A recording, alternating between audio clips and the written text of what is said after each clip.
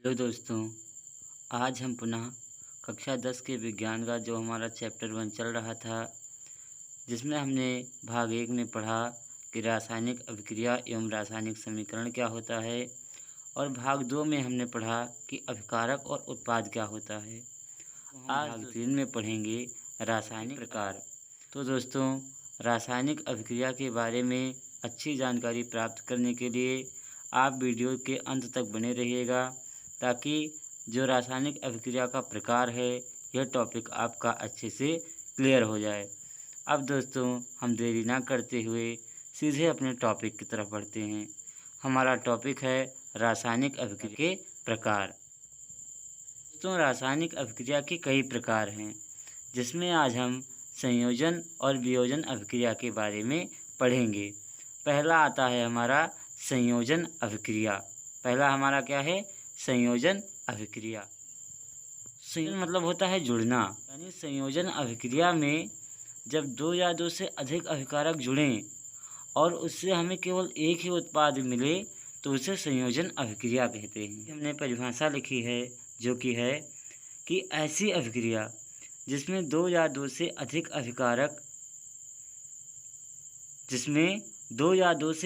अभिकारक टूटकर केवल एक उत्पाद का निर्माण करते हैं, तो उसे संयोजन अभिक्रिया कहते हैं।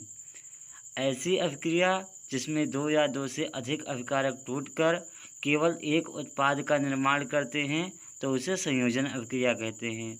दोस्तों, जिसमें दो अभिकारक टूटकर केवल एक उत्पाद का निर्माण करते हैं, उस अभिक्रिया को संयोजन अभिक्रिया कहते हैं। दोस्तों, हम उदाहरण के तौर पर संयोजन अभिक्रिया को समझते हैं।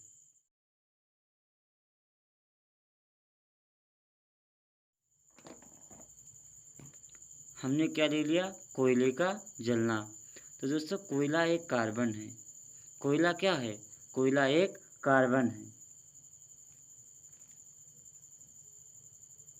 कार्बन को हम C से दर्शाते हैं। कोयले को हम किसकी उपस्थिति में जलाएंगे? कोयले को हम ऑक्सीजन की उपस्थिति में जलाएंगे। किसकी उपस्थिति में? ऑक्सीजन की उपस्थिति में। कोयले को हमने ऑक्सीजन की उपस्थिति में जला दिया, और ऑक्सीजन जब आपस में जुड़ते हैं तो हमें क्या मिलता है? Carbon dioxide. क्या मिलता है? Carbon dioxide.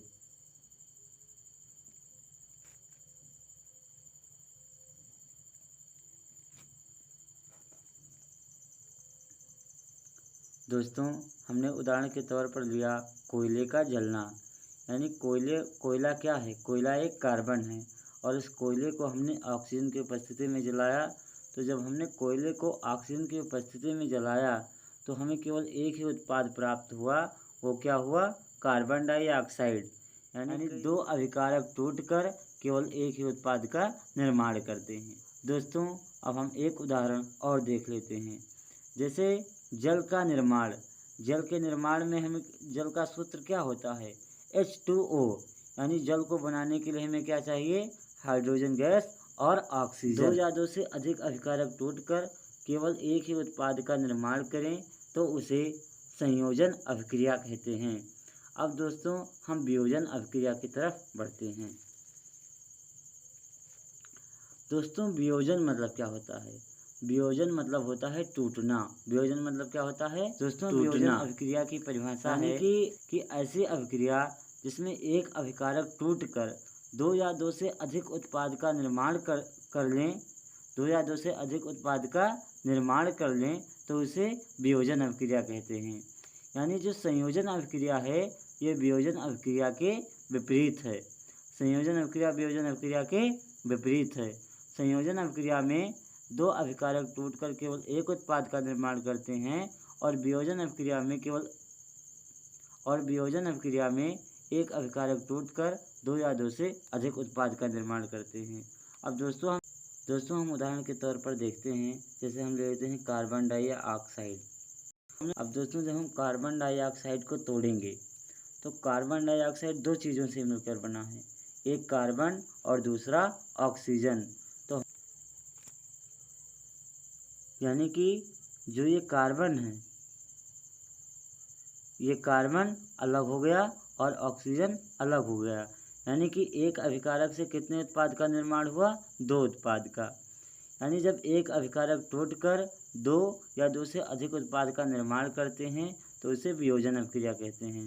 दोस्तों, हमें वियोजन अभिक्रिया में सिर्फ इतना याद रखना है कि इसमें एक अभिकारक टूटकर 2 उत्पाद का या 2 से अधिक उत्पाद का निर्माण करते हैं।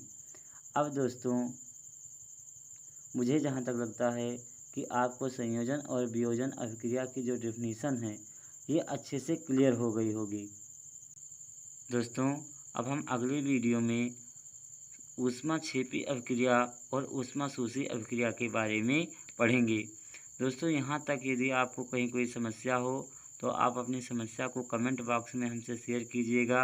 हम आपकी समस्या का समाधान अवश्य करेंगे। और यदि आपको कक्षा 10 के विज्ञान से रिलेटेड ऐसे ही प्रश्नों की जानकारी चाहिए जो कि परीक्षा की दृष्टि से बहुत ही महत्वपूर्ण हैं, तो आप हमारे चैनल से जुड़े रहिएगा। हम आपके लिए ऐसी ही जानकारियों को लाते रहेंगे। मिलते हैं अगले वीडियो में, तब तक के लिए जय हिंद, जय भारत।